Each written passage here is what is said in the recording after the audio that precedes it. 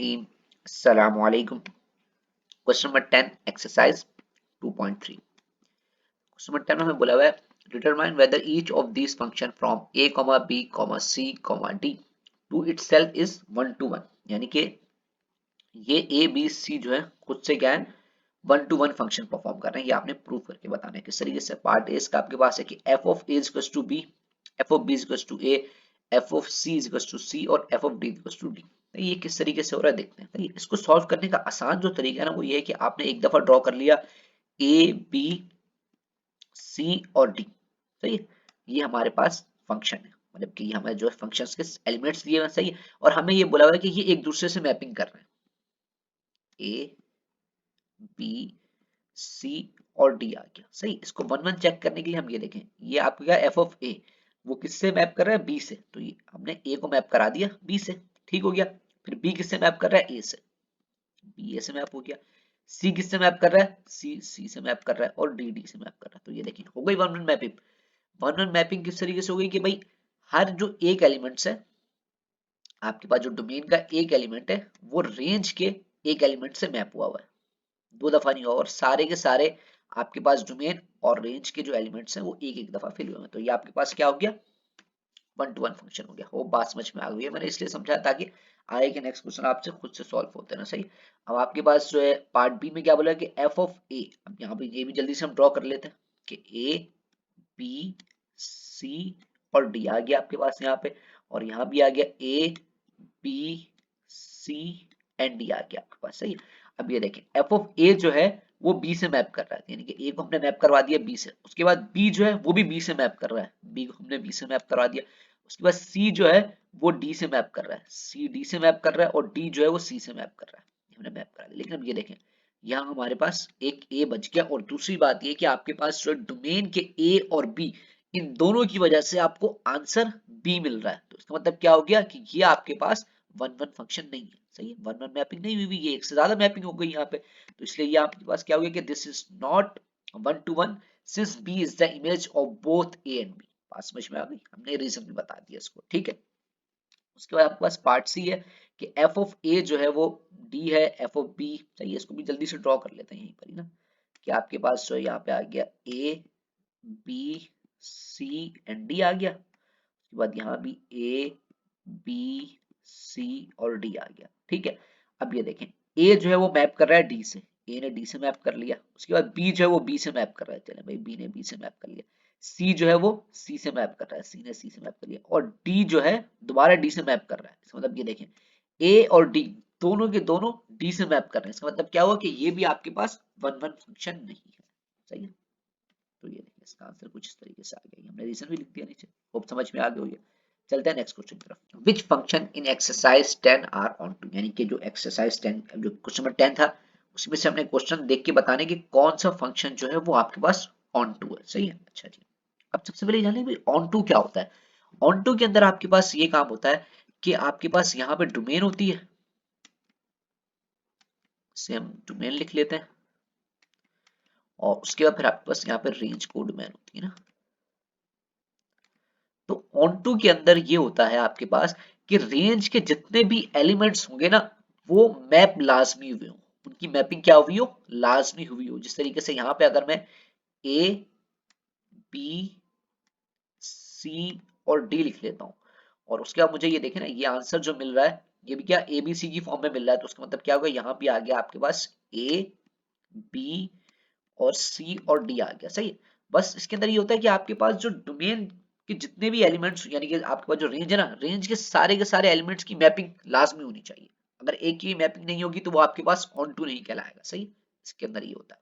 अब यहाँ पे देखें ए जो है वो बी से मैप कर रहा है, ए ने मैप कर लिया बी से, बी जो है वो ए से मैप कर रहा है, सी जो है वो सी सी से ही मैप कर रहा है, उसके बाद डी जो है वो डी से ही मैप कर रहा है। सही, अब यहाँ देखें रेंज के सारे एलिमेंट्स की मैपिंग हुई हुई है, इसका मतलब क्या है ये आपके पास ऑन टू फंक्शन है। सही है, मैंने थोड़ा अलग तरीके से समझा दिया, बात समझ में आ गई। लेकिन जिनको ऑन टू फंक्शन के बारे में बहुत डिटेल में पता है वो ज्यादा अच्छे से समझ गए होंगे। सही है, तो ये आपके पास क्या होगा, पहला फंक्शन आपके पास क्या है ऑन टू है। सही है, अच्छा नेक्स्ट आ जाता है आपके पास, नेक्स्ट फंक्शन को जल्दी से चेक कर लेते हैं। इसके अंदर भी रेंज और डोमेन सेम रहेगी आपकी, ए बी सी डी आ गया यहाँ पर भी, और यहाँ आपके पास क्या आ गया ए बी सी और डी आ गया। सही। अब ये देखिए ए जो है वो बी से मैप कर रहा है और बी जो है वो भी बी से मैप कर रहा है, सी सी से मैप कर रहा है और डी डी से मैप कर रहा है। अब ये देखिए रेंज का एक एलिमेंट बच गया ना, तो इसलिए आपके पास ये क्या होगा, आपके पास ऑन टू फंक्शन नहीं होगा। मैंने बताया ना कि साथ सबके साथ मैपिंग होना लाजमी है। ठीक हो गया। बात भी लिख दी मैंने यहाँ पे कि भाई a is the codomain is not map to by any element of the domain. सही, इसको रेंज कोडोमेन कहते हैं।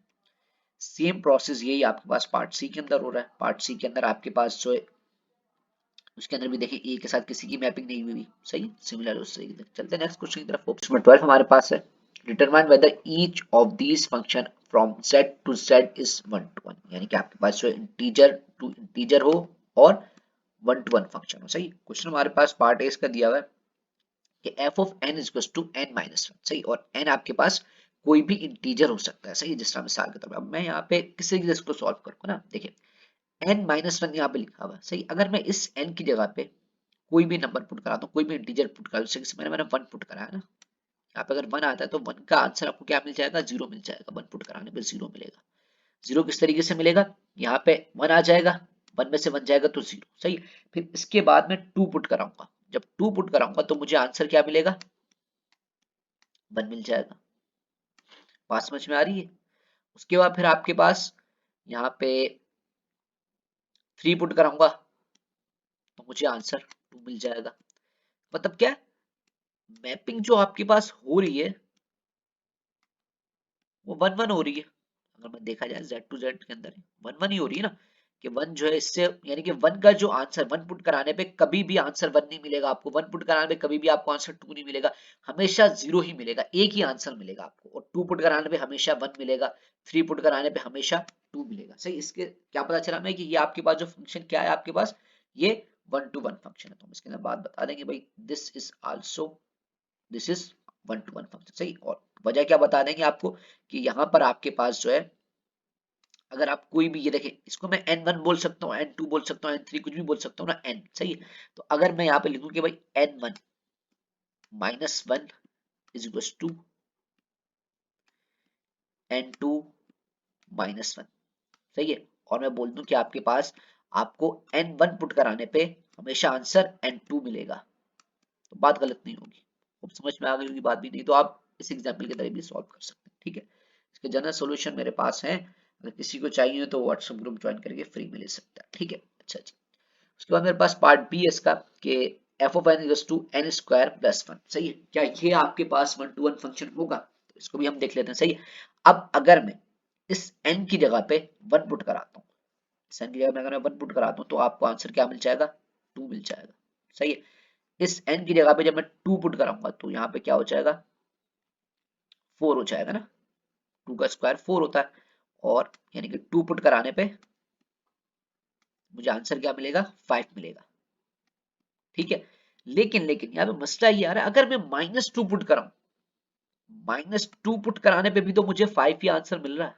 बात समझिए, बात समझ, क्योंकि -2 का स्क्वायर जो होता है वो 4 होता है, 4 में 1 ऐड करेंगे तो 5 हो जाएगा, इसलिए ये आपके पास क्या हुआ, 1 to 1 फंक्शन नहीं हुआ।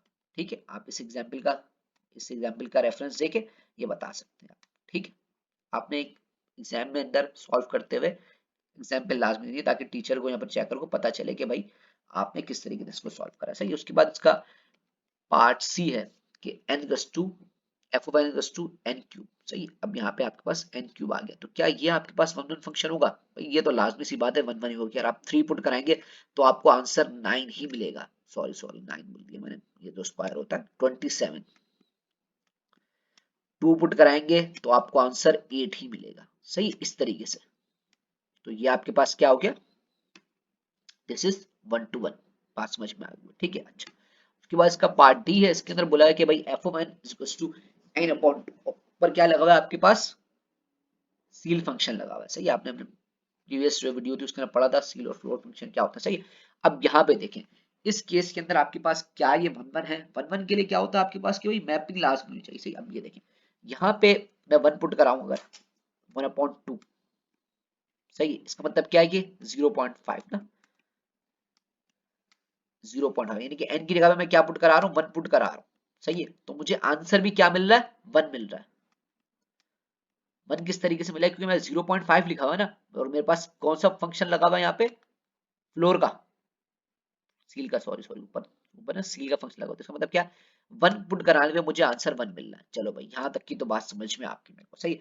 उसके बाद फिर मैं इसके अंदर वैल्यू पुट करा देता हूँ, टू पुट करा देता हूँ, 2/2।